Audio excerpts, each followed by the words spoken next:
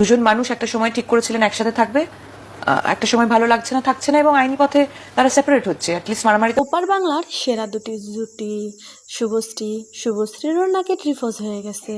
বন্ধুরা, ঘটনাটি কি আদৌ সত্যি? হ্যাঁ বন্ধুরা, ঘটনাটি সত্যি।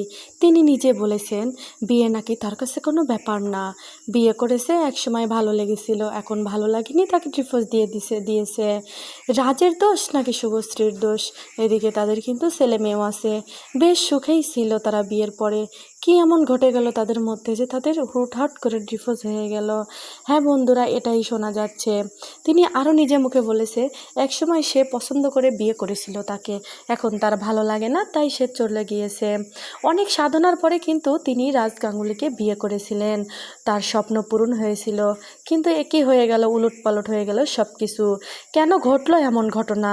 এদিকে শোনা যাচ্ছে কানাঘুষুরিতে যে তিনি নাকি দেবের সাথে আবার যাবে, দেব নাকি তার দুটি সন্তান সহ মেনে নেবে। বন্ধুরা, ভিডিওটি ভালো লাগলে লাইক শেয়ার সাবস্ক্রাইব করতে ভুলবে না। ধন্যবাদ।